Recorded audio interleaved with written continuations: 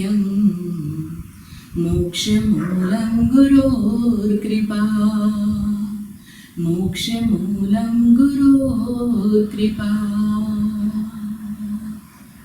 अरहत सिद्ध वितराग परमात्मा निर्ग्रंथ आप्त ज्ञानी सद्गुरुदेव आगम वाणी को भावपूर्वक वंदन नमन। जय हो। चातुर्मास प्रारंभ हो चुका है। प्रकृति अपनी सुरम्य हरितिमा युक्त मनोहारी दृश्य के साथ उपस्थित है।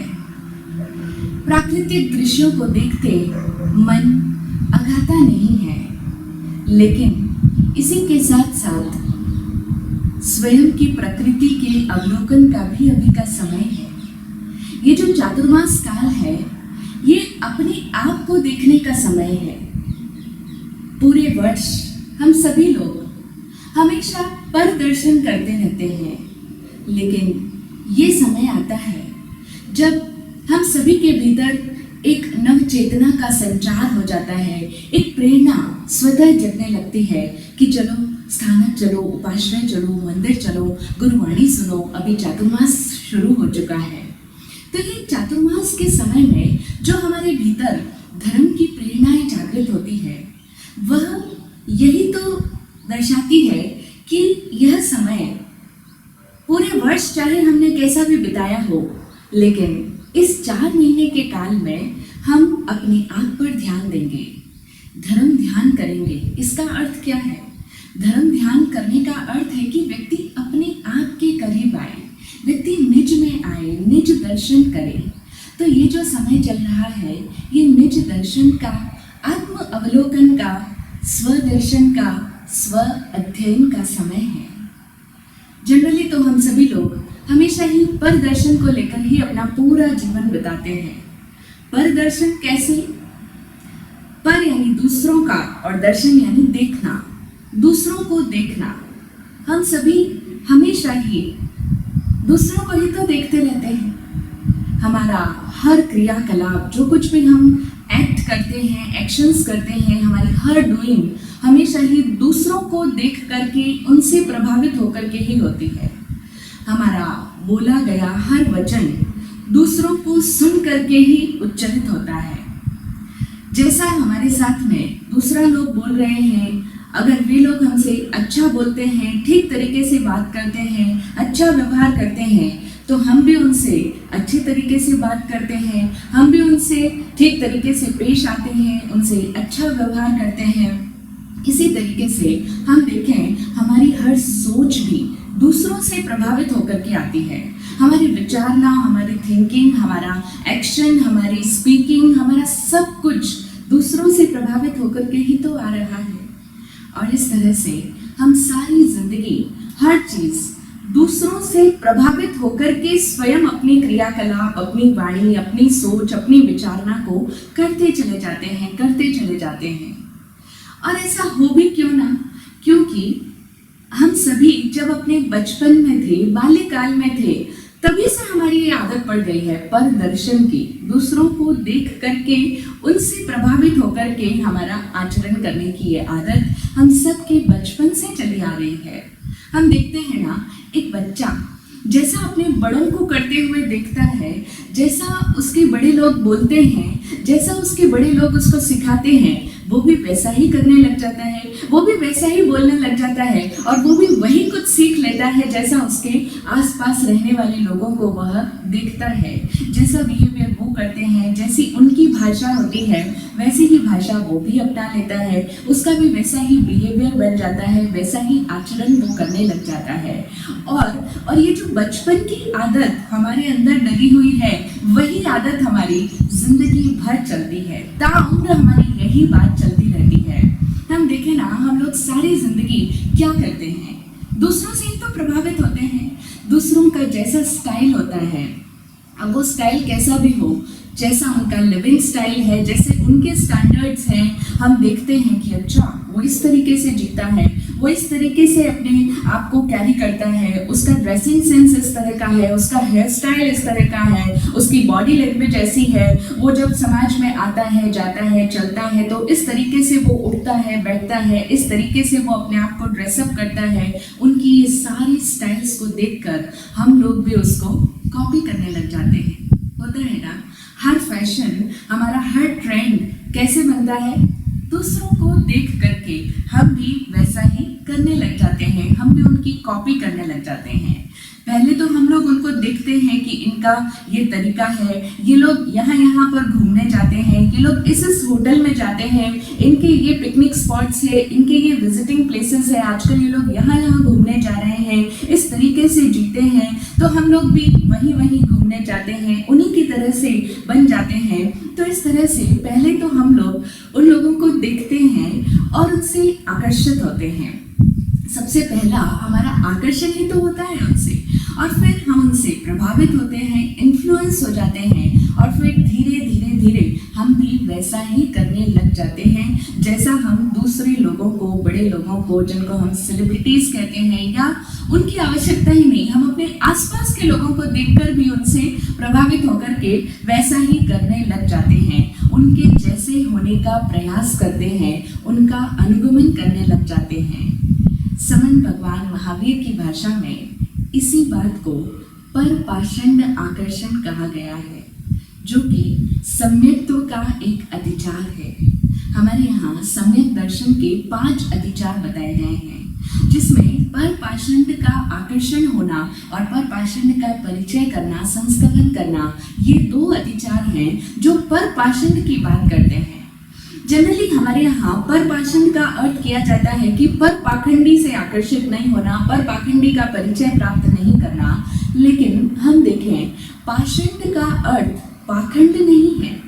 पाषंड का अर्थ होता है मार्ग, पाषंड का अर्थ है रास्ता, पाथ। जो रास्ता पर का है, जो रास्ता किसी अन्य का है, जो रास्ता हमारा अपना नहीं है, हमारा अपना स्वभाव नहीं है, जो हमारा अपना होनापन नहीं है, हमारी अपनी ओरिजिनलिटी नहीं है, हमारी अपनी मौलिकता नहीं है, उस मार्ग को देखकर हम उसके प्रति आकर्षित हो जाएं, अपने निजपने को भुला बैठें और अन्यों के मार्ग की ओर आकर्षित होने लग जाएं, और धीरे धीरे उन्हीं से परिचय बढ़ाने लग जाएं, और धीरे धीरे उन्हीं के जैसे होने लग जाएं। इसका नाम है परपाषंड।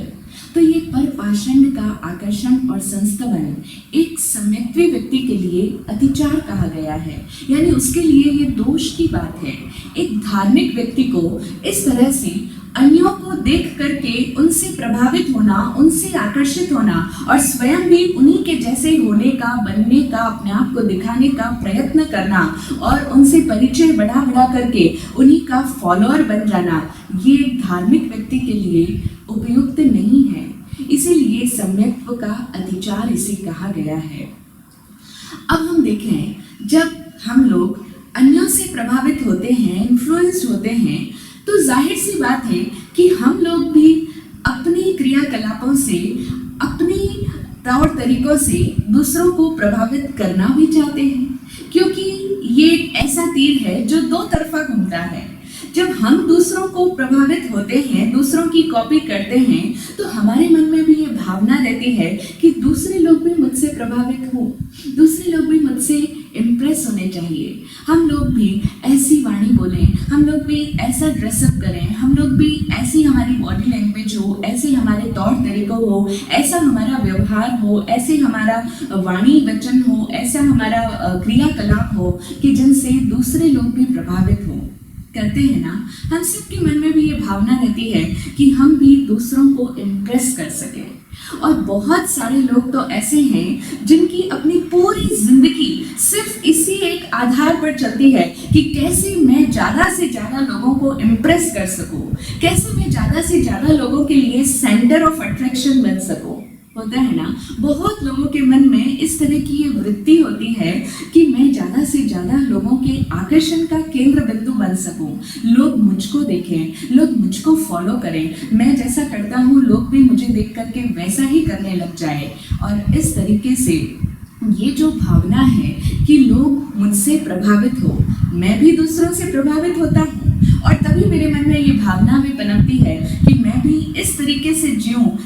लोग मुझे देखकर इन्फ्लुएंस हो, मुझसे इम्प्रेस हो, मैं सबके सेंटर ऑफ अट्रैक्शन बन जाऊं, मैं सबके लिए एक आकर्षण का बिंदु बनूं, मैं जहां भी जाऊं वहां पर सबकी नजरें मुझ पर टिक जाए, मेरा इस तरीके का प्रेजेंटेशन हो, तो वो सारी जिंदगी अपनी लुकिंग पर, अपने प्रेजेंटेशन पर ही फोकस करते रहते हैं, क्योंकि उनका लक्ष्य ही यही होता है कि मुझे औरों को इम्प्रेस करना है, मुझे दूसरों को प्रभावित करना है।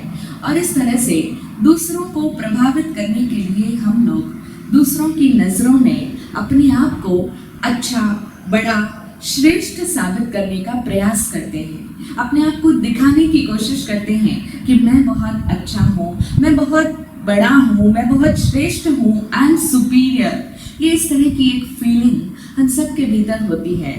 लेकिन जो व्यक्ति सम्यक दर्शन की साधना करना चाहता है, क्योंकि हम जानते हैं हमारे यहाँ पर सम्यक दर्शन को धर्म की नींव बताया गया है कि जिस तरह से कोई एक महल बनता है, कोई एक बिल्डिंग बनती है, तो उसके पहले उसकी नींव डाली जाती है, और जितना उसकी नींव मजबूत होगी उतना ही वो महल भव्य बनेगा, वो इमारत शानदार होगी। तो उसी तरीके से अगर एक व्यक्ति अपने जीवन में धर्म का महल बनाना चाहता है, कहने का मतलब है कि अपने जीवन में धर्ममय होना चाहता है, सच्चे अर्थों में धार्मिक होना चाहता है, तो उसके लिए नींव के समान क्या होगा, यानी प्रारंभिक बिंदु, सबसे पहला सोपान क्या है धर्म की दिशा में आगे बढ़ने का, वह है सम्यक्त्व, सम्यक दर्शन। इसीलिए तो हमारे यहाँ कहा गया सम्यक दर्शन ज्ञान चारित्राणि मोक्ष मार्गः। जो सम्यक दर्शन, ज्ञान और चारित्र है वही मोक्ष का मार्ग है। तो हमारा दर्शन यानी हमारा देखना, हमारी दृष्टि, हमारा अनुभव, हमारा परसेप्शन, हमारी अंडरस्टैंडिंग, हमारी समझ, हमारा ज्ञान, हमारी जानकारियाँ, हमारा जो कुछ भी हम जानते हैं और जो कुछ भी हम आचरण करते हैं, वो सब हमारा चारित्र, इन तीनों चीज़ों के अंदर हमारे जीवन के सब कुछ आ गए, हमारे जीवन के सारे तत्व समाहित हो जाते हैं दर्शन, ज्ञान और चारित्र में। और ये तीनों ही जब सम्यक होते हैं, जब सम्यक्त्व में आते हैं, तभी वो मोक्ष का मार्ग होता है। इसके पहले जब तक हम पर दर्शन में हैं, दूसरों को प्रभावित कर रहे हैं और दूसरों से प्रभावित हो रहे हैं, तब तक हम सम्यक दर्शन में नहीं हैं, तब तक हम सभी पर दर्शन कर रहे हैं। और सम्यक दर्शन का अर्थ होता है यथा तथ्य देखना, जो जैसा है उसको वैसा देखना, ना तो उससे प्रभावित होना और ना ही अपने आप के मन में ऐसी भावना होना कि मेरे से दूसरे लोग प्रभावित हो, मैं सबके अट्रैक्शन का केंद्र बिंदु बन जाऊं, मैं सबको इम्प्रेस कर पाऊं। ये भावना एक सम्यक दर्शन के साधक के भीतर नहीं होती है। हम सब लोग धर्ममय होना तो चाहते हैं, लेकिन हम अभी भी वही गलतियां करते चले आ रहे हैं जो हम बड़े लंबे समय से करते चले आ रहे हैं, और जैसा हम सबको करते आ रहे देखते हैं कि सभी लोग यही तो करते हैं। चाहे कोई कितना ही बड़ा धार्मिक कहा जाने वाला हो, जो सो कॉल्ड हो, तथा कथित हो, जिसको सब लोग धार्मिक मानते हो, लेकिन वो भी करता क्या है, वो भी तो दूसरों को प्रभावित करना ही चाह रहा है, और दूसरों को प्रभावित करने के लिए ही वो तरह तरह के प्रयास करता है। लोग दूसरों को प्रभावित करने के लिए प्रतिदिन नई नई स्टाइल्स लाते हैं, नए नए तरीके लाते हैं। दुनिया में भी ऐसा होता है, और जब हम धार्मिक समाज में जाते हैं तो वहाँ भी हम यही देखते हैं कि सबकी नजरें आखिर टिकी किस पर है, दूसरों पर। हर व्यक्ति दूसरों को दिखाने का प्रयास कर रहा है, कोई धर्म क्रिया भी कर रहा है, कोई तपस्या भी कर रहा है, तो उसका फोकस क्या है, लोगों को मालूम चले, लोगों को ये ध्यान आए कि मैंने ये 28 की तपस्या करी, मैंने ये तप किया, मैंने वो किया, मैंने इतनी दया करी, मैंने इतनी सारी सामायिक करी, मैं एक दिन भी प्रवचन मिस नहीं किया। इस तरह से हर व्यक्ति के भीतर ये कामना तो मौजूद रहती ही है कि लोग मुझे जाने, लोगों की नज़रों में मैं अच्छा, बड़ा और श्रेष्ठ दिखने लग जाऊं, मेरा प्रेजेंटेशन अच्छा रहे। ये भावना जब तक मन में है, तब तक सच्चे अर्थों में धर्म का हमारे जीवन में प्रवेश ही नहीं हो पाएगा। हम चाहे इस भ्रांति में रहें, इस भ्रमणा में रहें, इस भूल में ये समझते रहें, ये मानते बैठे रहें कि मैंने बहुत धर्म क्रियाएं कर ली, मैंने बहुत धर्म किया, मैं धार्मिक हूँ, मैं मोक्ष मार्ग का राही हूँ, मैं मोक्ष की ओर आगे बढ़ रहा हूँ, मैं अपने कर्म काट रहा हूँ। लेकिन नहीं, क्योंकि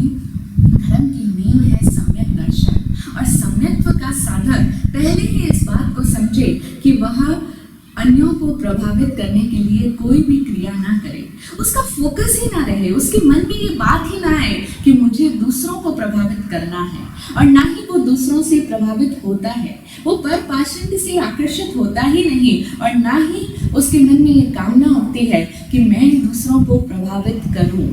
तो इसीलिए हम देखें, जो भी सम्यक्त्व की साधना करना चाहते हैं, जो सही मायने में अपने जीवन में धर्म में प्रवेश करना चाहते हैं, धार्मिक होना चाहते हैं, धार्मिक दिखाना और बात है और सच्चे अर्थों में धार्मिक होना दूसरी बात है।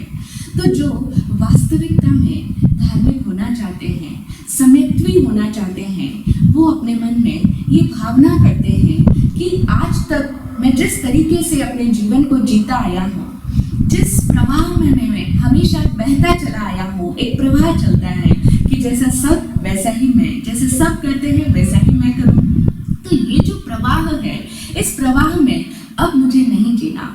आज तक जिन रास्तों पर मैं चलता आया हूँ, उन रास्तों पर मुझे अब नहीं चलना, क्योंकि यदि वे रास्ते सही होते तो अब तक मैं मोक्ष मार्ग की ओर करीब बढ़ चुका होता, तो अब तक मैं मोक्ष मंजिल के नजदीक जा चुका होता, मैं मोक्ष मार्ग पर ही होता।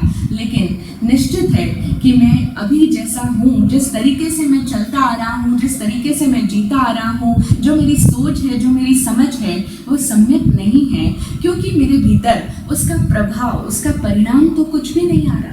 क्योंकि अगर सम्यक्त्व का मैं साधक होता तो निश्चित ही मेरे भीतर शांति व्याप्त होती, मेरे भीतर प्रेम बढ़ता, मेरे अंदर स्वतः प्रेरणाएं जागृत होती, मेरे अंदर शांति फैल जाती। लेकिन ऐसा परिणाम तो मेरे अंदर परिलक्षित नहीं हो रहा। तो इसीलिए मैं आज तक जिन रास्तों पर चलता आ रहा हूँ, आज दिन तक जिस तरह की क्रियाकलाप करता आ रहा हूँ, लोगों से इम्प्रेस होता हूँ, लोगों को इम्प्रेस करना चाहता हूँ, ये सब मैं अब नहीं चाहता। अब मैं अपनी दृष्टि को शुद्ध बनाना चाहता हूँ, अब मैं मिथ्या दृष्टि से सम्यक दृष्टि होना चाहता हूँ। तो जो साधक ऐसी भावना करता है, वो साधक जो पहले सम्यक्त्वी हो चुके हैं, जो हमारे तीर्थंकर परमात्मा है, जो अरहंत है, जो वीतराग है, जो हमारे निर्ग्रंथ सद्गुरुदेव हैं, जो सम्यक दर्शन से संपन्न हैं, जिनकी दृष्टि सम्यक हो चुकी है और जो सम्यक दर्शन ज्ञान चारित्रमय जीवन को जी रहे हैं, उनको हम वंदन करते हैं। तो सम्यक्त्व की राह पर अग्रसर होना चाहने वाला साधक इस तरह से ये भावना करता है, ये प्रार्थना करता है, और जो सम्यक्त्वी गुरुगण उनके हुए हैं उनको वंदन नमन करता है। इस तरह से वह अपने भावों को अभिव्यक्त करते हुए कहता है कि हे विहरमान तीर्थंकर भगवान, हे विहरमान तीर्थंकर भगवान, अर्थात जो इस समय वर्तमान में विचरण करने वाले तीर्थंकर भगवान हैं। फिर आगे वह कहता है भावी के तीर्थंकर भगवान, यानी जो भविष्य में होने वाले तीर्थंकर भगवान हैं, परंपर संकित गुरुगण, जो मेरी परंपरा से जो गुरुगण हैं, जो परंपरा से जो सद्गुरुदेव हुए हैं, और प्रत्यक्ष ज्ञान गुरुदेव, आप सभी को भावभीना वंदन नमन।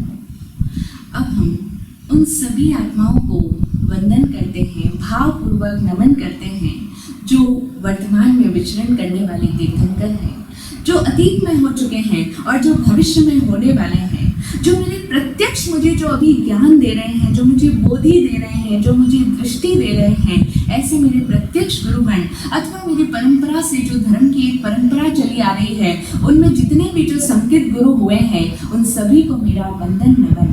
और आपकी अतिशय की टकोर इस मस्तिष्क को सतत जगाती रहे। वो साधक ये भावना करता है, ये कहता है कि आपके अतिशय की टकोर, जो आपका अतिशय प्रभाव है, उसकी टकोर, उसकी जागृति मुझे भी सतत जगाती रहे।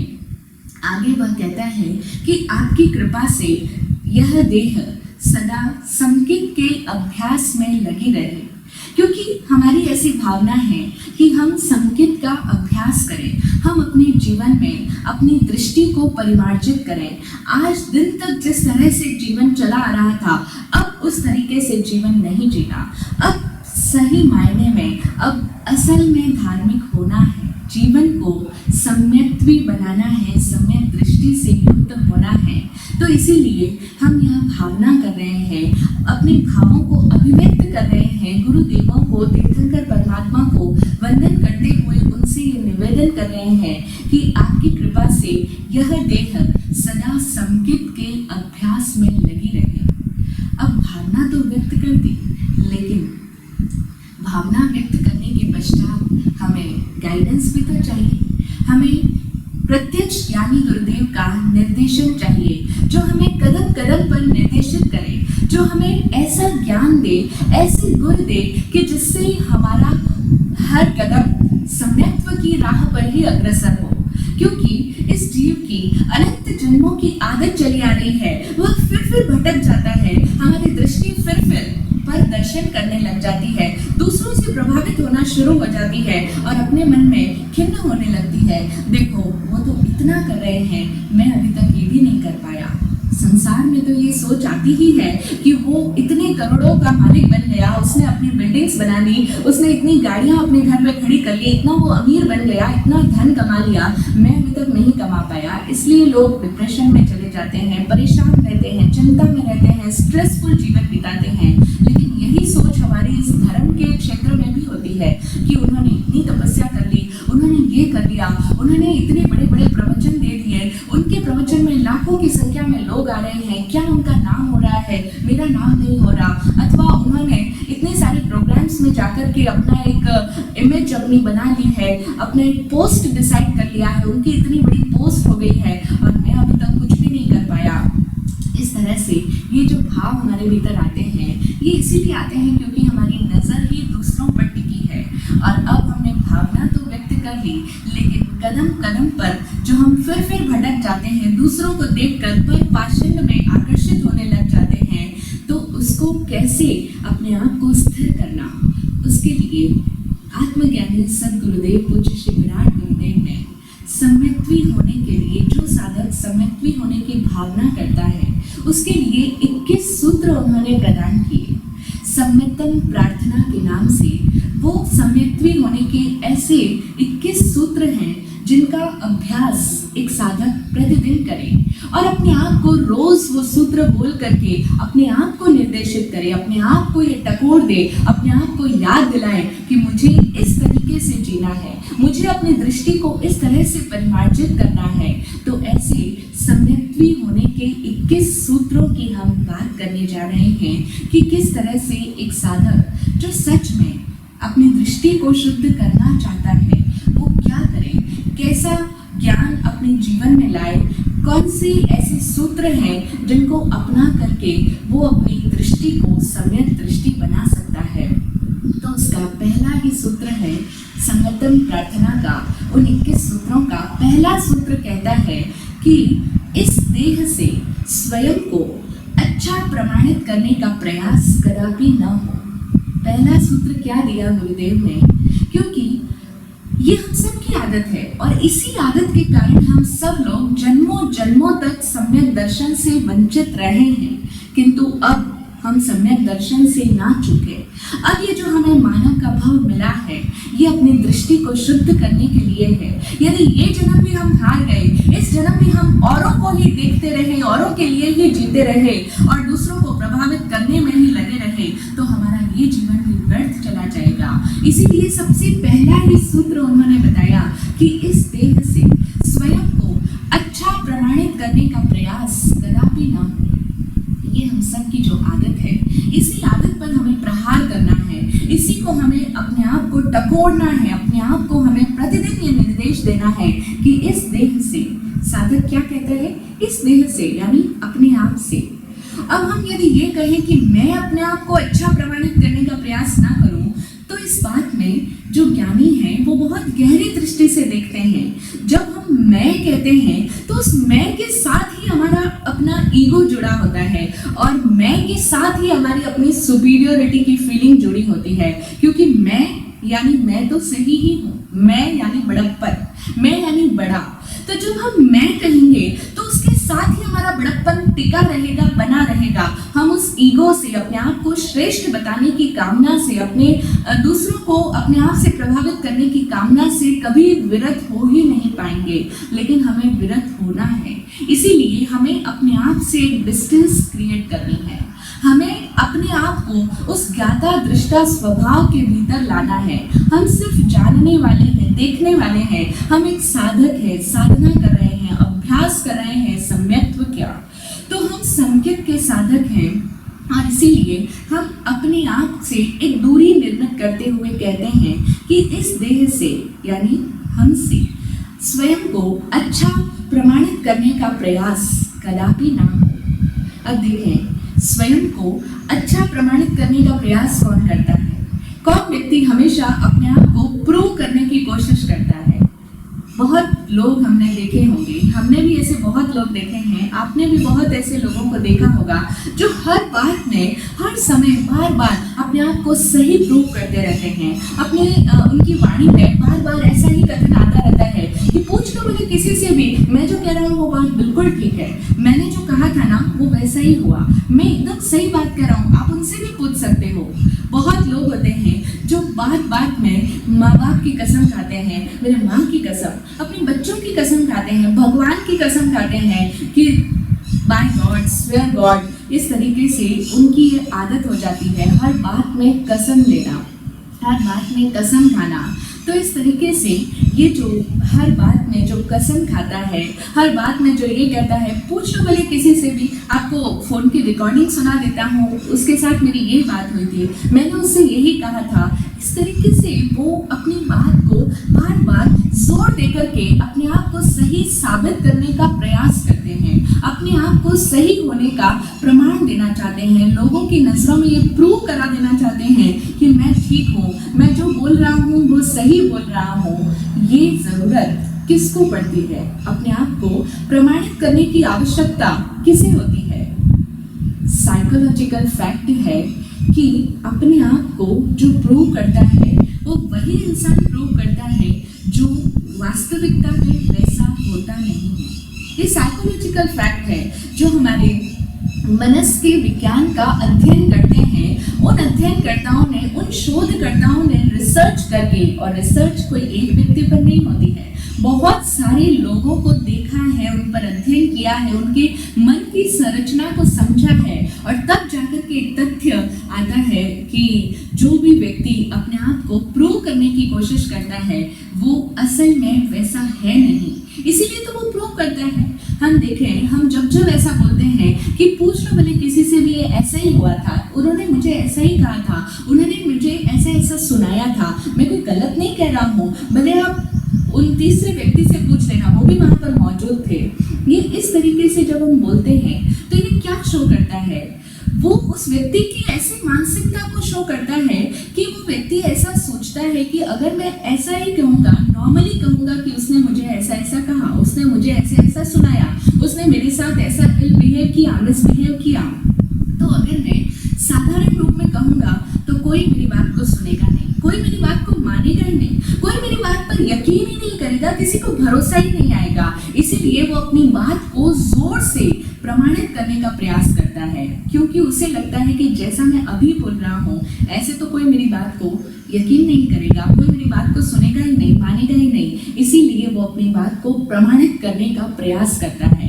तो इस तरीके से हम देखें, वो अपने आप में कमजोरी है उसकी, वो स्वयं को कमजोर मान रहा है, यानी वो जो कह रहा है ऐसे कोई उसकी बात पर भरोसा नहीं करेगा। इसीलिए वो यकीन दिलाने के लिए बार बार जोर देकर के कहता है कि उनसे पूछ लो, वो वहाँ पर उस समय मौजूद थे, उन्होंने भी देखा है, उन्होंने भी सुना है।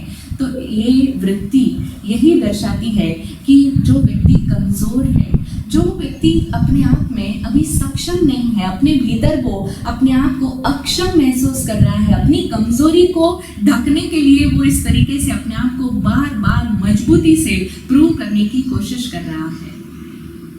आत्मज्ञानी पूज्य विराट गुरुदेव ने हमें 10 तथ्यों का ज्ञान दिया।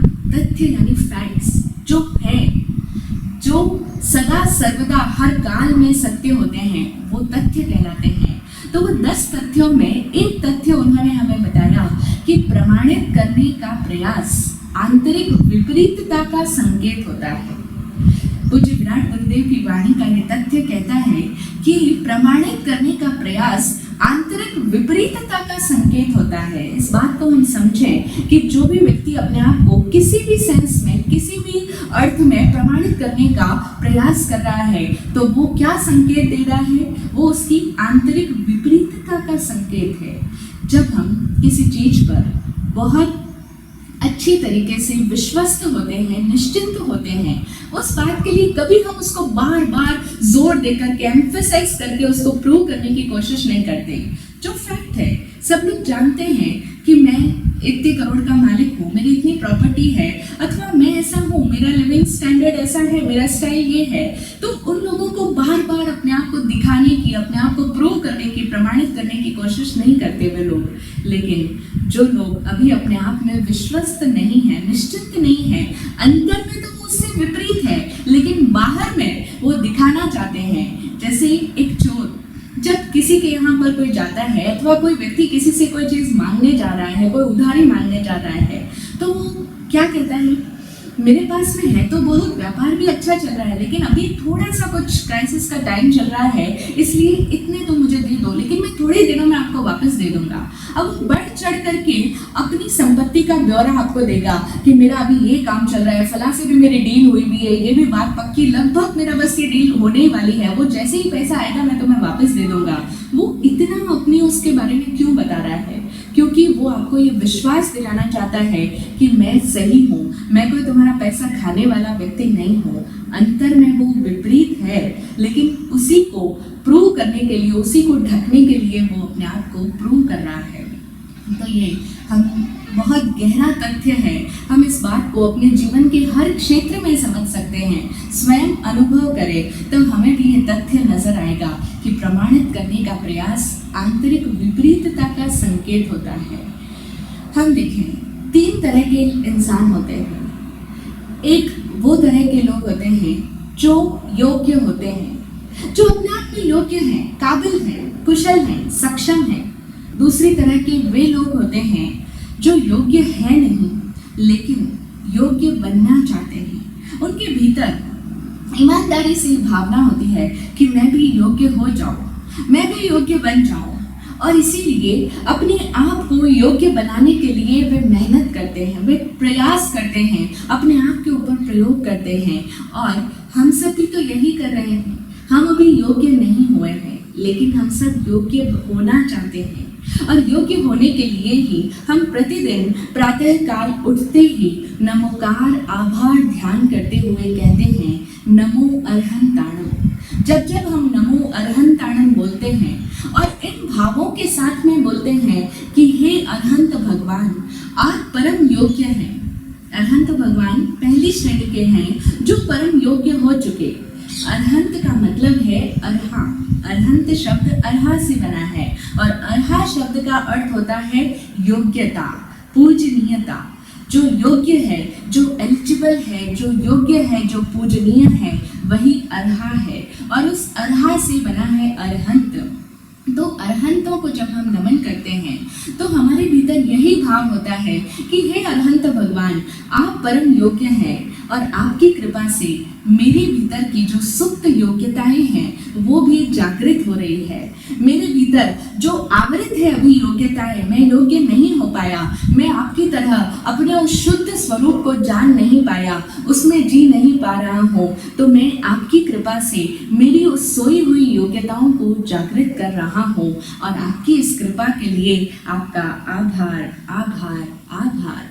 इस तरह से हम प्रतिदिन नमोकार ध्यान करें और नमो अरहंताणम कहते हुए ये भावना रखें, अपने आप को ये जागृति दिलाएं कि मुझे भी योग्य होना है, मुझे भी उन अरहंतों की तरह, उन सिद्ध परमात्मा की तरह अपनी उन सोई हुई योग्यताओं को जगाना है, अपने भीतर के उस सोए परमात्मा तत्व को जागृत करना है, अपने भीतर राग द्वेष से मुक्त होकर के उस वितरागता को प्रकट करवाना है। तो इसीलिए हम भी योग्य होना चाहते हैं।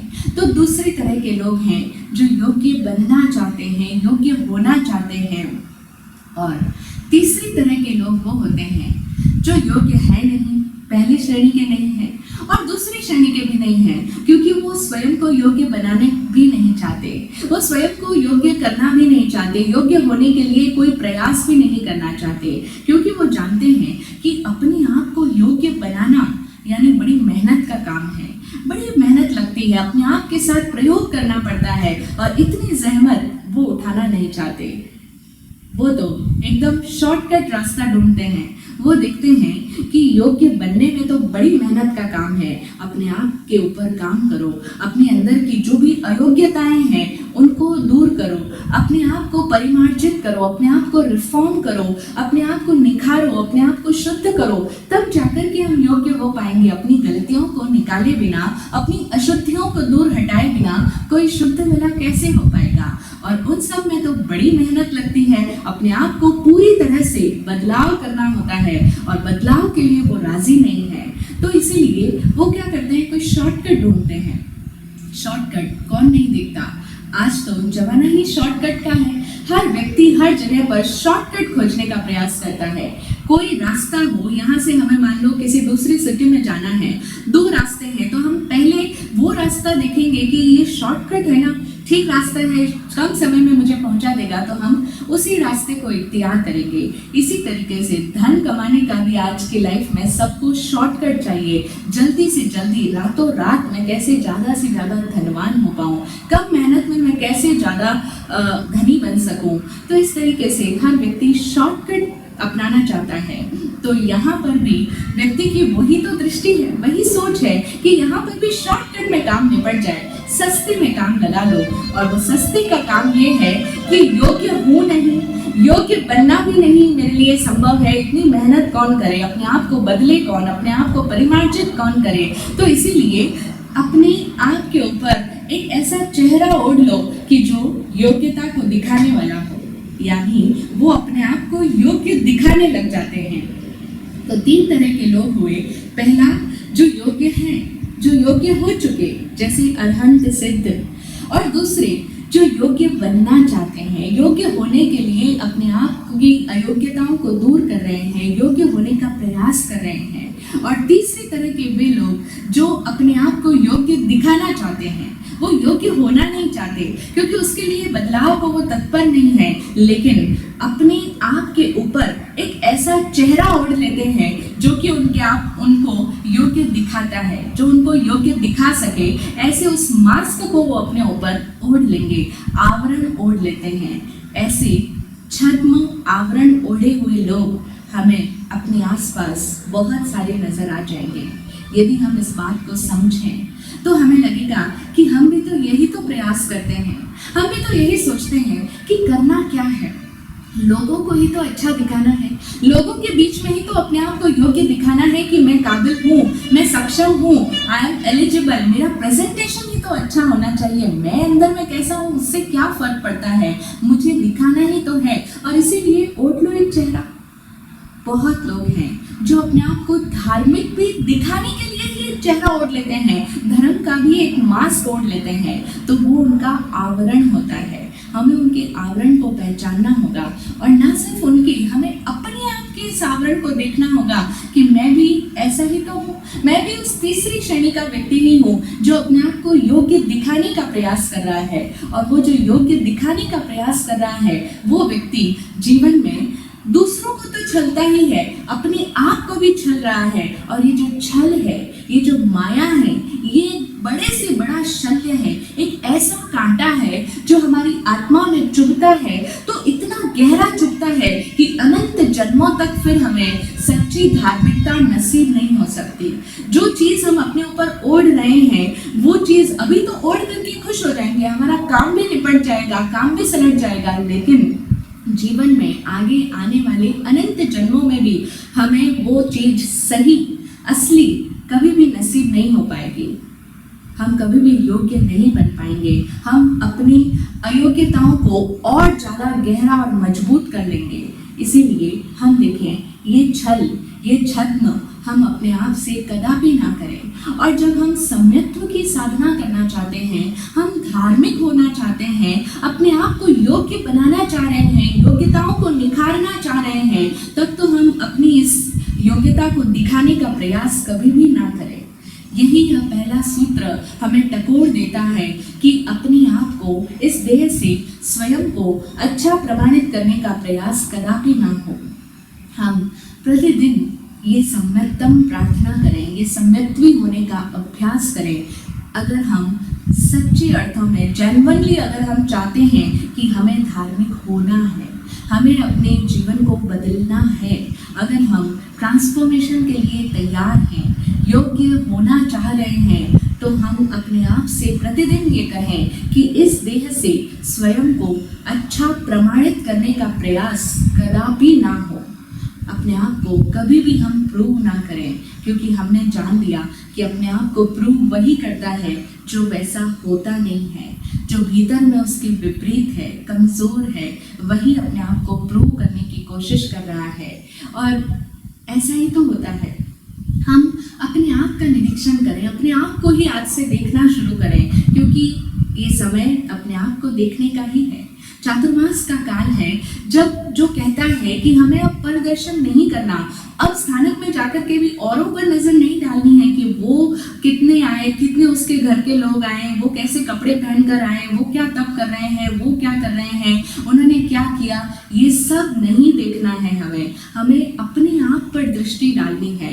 और अपने आप पर दृष्टि डालनी है तो हमें अपने आप को ये कहना होगा कि मैं क्या कर रहा हूँ। अपने आप को ये देखना होगा कि कहीं मैं अपने आप को बड़ा साबित करने की कोशिश तो नहीं कर रहा, मैं कहीं लोगों के बीच में अपने आप को अच्छा दिखाने का प्रयास तो नहीं कर रहा, मेरे मन में कहीं ये कामना उठ करके तो नहीं आती कि मैं लोगों के बीच में अच्छा दिख जाऊं, मेरा प्रेजेंटेशन अच्छा हो, सब लोग मुझे जाने। अब वो सब लोगों को दिखाने के लिए, सब लोग मुझे जाने, ऐसा करने के लिए व्यक्ति तरह तरह के प्रयास करता है, तरह तरह के हथकंडे भी अपना लेता है, बहुत सारी वृत्तियां होती है, बहुत सारे तरीके होते हैं। इंसान का दिमाग बहुत उपजाऊ है, बहुत फर्टाइल है, तरह तरह की नई स्किल्स, नई युक्तियां लेकर आ जाएगा कि जिससे सब लोगों का ध्यान मेरी ओर जाए। तो हमें ऐसा नहीं करना है और अपने आप को बार बार ये शिक्षा देनी है, अपने आप को इस तरीके से संस्कारित करना है कि मैं संकेत का अभ्यास कर रहा हूँ। और उसमें पहला ही सूत्र है कि मुझे स्वयं को अच्छा प्रमाणित करने का प्रयास नहीं करना है। लेकिन हम देखें जनरली होता क्या है, हम जहाँ पर भी जाते हैं, जिसके भी पास में बैठते हैं, जिससे भी बातचीत करते हैं, वहाँ पर हमारी बातों का मुद्दा क्या होता है। हमारी क्रियाकलाप से, हमारे एक्शन से, हमारे बिहेवियर से, हमारी बोली चाली से हम लोग क्या बोलते हैं उनको। देखो, मैंने तो पहले ही कहा था कि ये ऐसा होगा, लेकिन उन्होंने हमारा कहना नहीं माना। हमने पहले ही ये बात बता दी थी, मार्केट का हाल देख के ये चीज़ हमें पहले ही मालूम चल गई थी कि अब ये टाइम आने वाला है, ये इस तरीके से होने वाला है। अथवा उनके घर में ये हमने पहले ही बता दिया था कि ये बहू इस तरीके से करेगी, ये ज़्यादा दिन टिकने वाली नहीं है। इस तरह से हम लोग बिना कुछ जाने ही अपने आप को सभी ज्योतिषी समझते हैं और बहुत तरह तरह के प्रेडिक्शंस हम लोग करते हैं। हमारी बातचीत का मुद्दा ही अक्सर यही होता है कि हमने पहले ही ऐसा कहा था, उन्होंने मेरी बात सुनी नहीं, उन्होंने मेरी बात पर ध्यान नहीं दिया, लेकिन अब देखो जब रिजल्ट आया सामने तब उनको पता लगा ना कि इसी तरीके से हुआ। मैंने तो पहले ही कहा था। ये जो हम कहते हैं ना कि मैंने तो पहले ही कहा था, मैं पहले ही समझ गया था, मैं पहले ही जान चुका था, ये शब्द, ये वाक्यांश, ये क्या बता रहे हैं कि हम अपने आप को सही साबित करने का प्रयास कर रहे हैं, हम अपने आप को सही मान रहे हैं। और हर व्यक्ति अपने आप को सही मानता है। हम जो भी उम्र में बड़े लोग हैं वो सब लोग यही तो कहते हैं। बड़े लोगों का एक फेमस ये वाक्य होता है, एक प्रसिद्ध वाक्य है जो वो एक दिन में ना जाने कितनी बार बोलते हैं। बच्चे तो उनकी इस बात को सुन सुनकर उकता जाते हैं। वो कहते हैं कि देखो मैं ये कह रहा हूँ, मैं ये सोच रहा हूँ, मेरी सोच, मेरी समझ ये इस तरीके की है, तुम ऐसा मत करो, तुम ऐसा करो, लेकिन तुमने मेरी बात सुनी नहीं। हर बड़ा आदमी यही कहता है कि मैंने पहले ही कहा था, लेकिन बच्चों ने मेरी बात सुनी नहीं। और बच्चे उनकी ये बात सुन सुनकर पक जाते हैं। वो कहते हैं कि ज़रूरी थोड़ी है कि बड़े होने से ही आप हर बात सही कहेंगे। बड़े होना कोई श्रेष्ठता का, कोई सही होने का मापदंड तो नहीं है। इस तरह से वो इस तरह के ये सवाल उनके भीतर में उपजते हैं, पैदा होते हैं। और हम देखें कई बार उनकी ये बात सही है, क्योंकि क्योंकि बड़ा होना ही सही होने का मापदंड तो नहीं है। वो कहते हैं हमने ये बाल जो सफ़ेद किए हैं ये बहुत अनुभव में पकाए हैं, अनुभव हमारे पास में बहुत है, तुम हमारे अनुभवों से सीखो। कई बार वो सही होते हैं, वो सही हैं, लेकिन वो अपने आप को सही बताने का जो प्रयास कर रहे हैं वो गलत हो जाता है। और हर बड़े व्यक्ति को ये भ्रम होता है कि मैं बड़ा हूँ इसलिए छोटों को मेरी बात माननी चाहिए। होता है ना, हम अपने आप को ही देखें, दूसरों की छोड़ें, हम अपने आप को ही देखें। हम जब हमें ये बात कही जा रही है तो सीधा हमारे मन में क्या आता है कि हाँ, मेरे मम्मी को भी यही भ्रम है, मेरे पापा भी हमेशा यही बात कहते रहते हैं, मेरी सासू जी तो ना जाने दिन भर में कितनी बार ये बात बोलती है। लेकिन हम देखें, हम अपनी सास ससुर मम्मी पापा को ना देखें, अपने से बड़ों को ना देखें, हम अपने आप को देखें कि हम अपने बच्चों को भी तो कितना ये कहते हैं। और हमें ये कितना बड़ा भ्रम है कि बच्चे मेरी बात सुनने चाहिए।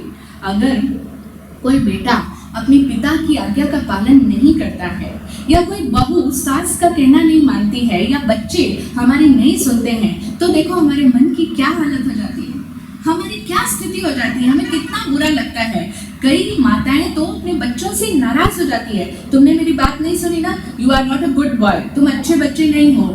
छोटे छोटे बच्चों को वो इस तरीके से कहती है, तुमने मम्मा की बात नहीं सुनी, तुम सही नहीं कर रहे हो, तुम अच्छे बच्चे नहीं हो। उनके मन में हम क्या बातें डाल रहे हैं, कैसा जहर उनके दिमाग में प्रेषित कर रहे हैं कि तुम अच्छे बच्चे नहीं हो। अब वो अच्छा नहीं होना वो जिंदगी भर उनके भीतर रहेगा कि मैं अच्छा बच्चा नहीं हूँ। क्योंकि उस एज में जब बच्चा बहुत कोमल है, वो अभी समझ रहा है, अभी जीवन में प्रवेश ही किया है, अभी वो देख रहा है, उसके लिए उसकी माता उसका आदर्श है, उसकी पूरी दुनिया है। और माँ उसे क्या कहती है, तुम अच्छे बच्चे नहीं हो, तो ये वाक्य उसके अंदर छप जाता है और जिंदगी भर उसके भीतर ये गिल्ट, ये इंफीरियोरिटी कहीं ना कहीं अंदर मौजूद रहती है। आज हम बड़े होकर के देखते हैं बहुत लोगों के अंदर इंफीरियोरिटी कॉम्प्लेक्स रहता है। वो क्यों? क्योंकि बचपने से वो चीज़ उनके अंदर छप गई थी कि मैं अच्छा बच्चा नहीं हूँ, मैं सही नहीं था, मेरी माँ ने सही कहा था। और कई बच्चे तो इस गिल्ट से, इस डर में मरते हैं, वो अपने अंदर ही अंदर उस अपराध बोध से पीड़ित होते रहते हैं, परेशान होते रहते हैं कि मैं सही नहीं था, मेरी माँ ने उस समय कहा था लेकिन मैंने वो नहीं किया।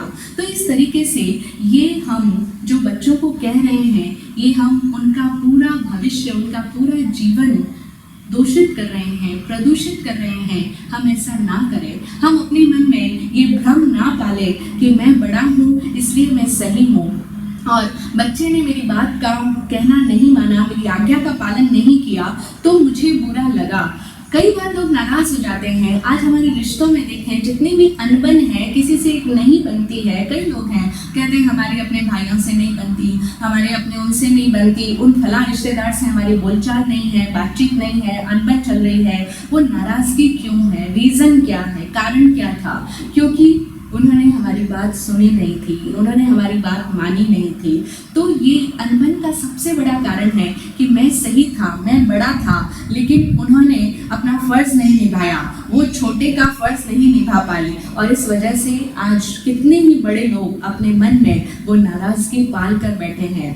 लेकिन हम देखें, एक संकेत का साधक अपने आप के भीतर ये निरीक्षण करे कि मुझे क्यों बुरा लगता है जब कोई मेरी बात नहीं मानता, तो मुझे वो बुरा क्यों लग रहा है? क्योंकि मेरे भीतर ये अहंकार है कि मैं बड़ा हूँ, मेरी बात मानी जानी चाहिए, मेरी बात सुनी जानी चाहिए, सबको मेरे कहे अनुसार चलना चाहिए, मेरी बात को फॉलो करना चाहिए। हम देखें, एक बहुत सुंदर मजाक है, एक बहुत सुंदर चुटकुला है कि एक घर था और उस घर के सामने एक भिक्षु आया, एक याचक आया। उस समय उस घर में सासू माँ उपस्थित नहीं थी।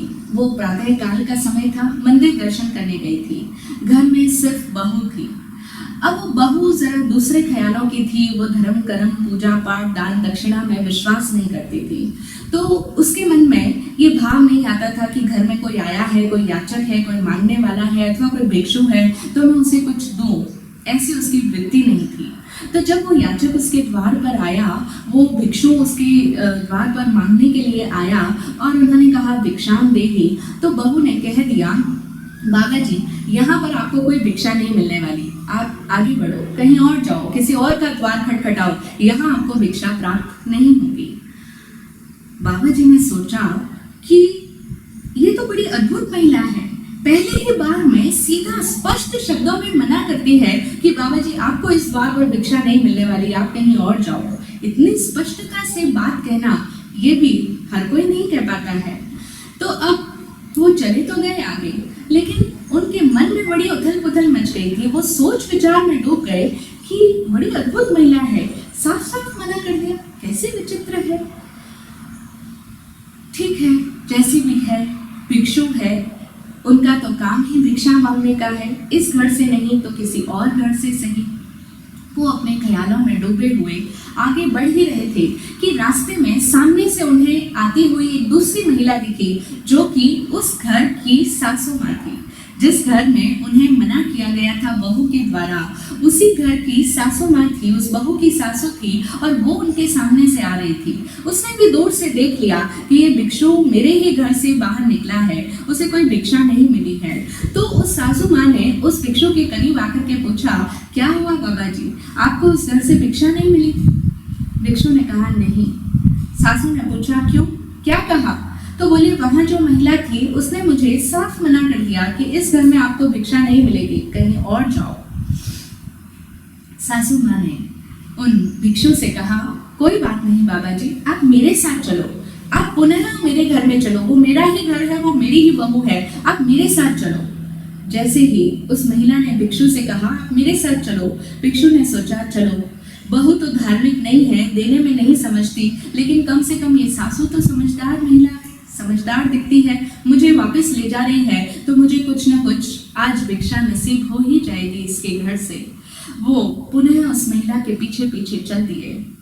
सासू माँ अपने घर आई और अपनी बहू से पूछने लगी कि तूने उस भिक्षु को कुछ दिया नहीं? बहू ने कहा नहीं, मैंने कुछ नहीं दिया, मैंने कहा बाबा जी आगे जाओ। सासू माँ ने कहा, तूने ऐसा कैसे कह दिया कि आपको यहाँ से कुछ नहीं मिलेगा, आप आगे जाओ, तुझे इनसे क्षमा मांगनी होगी, तो अभी के अभी बाहर जाओ और उन भिक्षु से क्षमा माफी मांग कि मुझे आपको ऐसा नहीं कहना चाहिए था।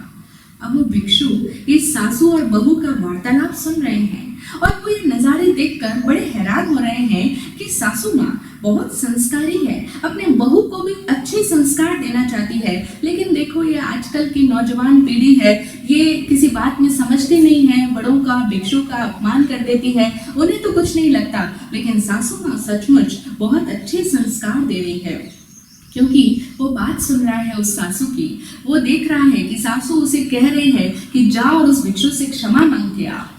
बहू क्या करती, सासू माँ का ऑर्डर है, फॉलो तो करना ही पड़ेगा, कहा तो मानना ही पड़ेगा। बाहर आती है और उस भिक्षु से क्षमा मांगती है, कहती है बाबा जी मुझे माफ कर दो, जो मैंने आपसे यह कहा कि आपको भिक्षा नहीं मिलेगी, आप कहीं और जाओ। भिक्षु तो भिक्षु ठहरा, उसने कह दिया कोई बात नहीं बेटा, अब से ही समझ जाओ, दान पुण्य किया करो, दिया करो, देने से भगवान भी तुम्हें देगा। जो भी उस भिक्षु को कहना था उसने कह दिया।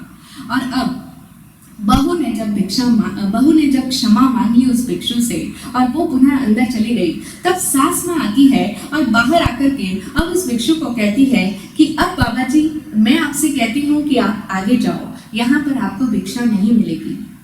ये बात सुनते ही बाबा जी हैरान, वो भिक्षु कुछ समझ ही नहीं पाया कि अभी अभी जो सासू माँ बहू से क्षमा मंगवा रही थी कि मुझे ऐसा आपको नहीं कहना चाहिए था, और अभी वो आकर के कहती है कि अब बाबा जी मैं आपसे कहती हूँ कि आप आगे जाओ, आपको यहाँ भिक्षा नहीं प्राप्त होगी। ये क्या बात हुई? भिक्षु तो समझ नहीं पाया, लेकिन हमारे श्रोतागण शायद विज्ञ हैं, सुज्ञ हैं, समझदार हैं, हाँ तो समझ गए होंगे कि उस सासू माँ का अहंकार देखो किस तरह से काम करता है। वो कहता है कि बहू कौन होती है जो आपको मना करे, इस घर की मालकिन बहू है या मैं हूँ? अब मैं आपसे कहती हूँ कि आप यहाँ से आगे जाओ, आपको यहाँ कोई भिक्षा प्राप्त नहीं होगी। यानी कहने वाला कौन है? बहू कहे तो गलत, बात गलत नहीं है, वो जो मना कर रही है उस भिक्षु को देने का, उससे उस सासू को कोई प्रयोजन नहीं है, उसको प्रयोजन सिर्फ इसी बात से है कि बहू कौन होती है जो किसी को मना कर दे। मैं इस घर की मालकिन हूँ, मैं किसी को भी चाहूँ तो अंदर आने के लिए अलाउ करूँ, परमिशन दूँ, उसे भिक्षा दूँ, और मैं ना चाहूँ तो मैं उसे मना कर दूँ, लेकिन मैं कहूँगी क्योंकि बड़ी मैं हूँ। हम सब के मन में भी यही अहंकार है। हम सब भी उसी सासू माँ की तरह है, हमारा मन भी उसी तरीके से काम करता है। वो कौन होता है? मैं हूँ।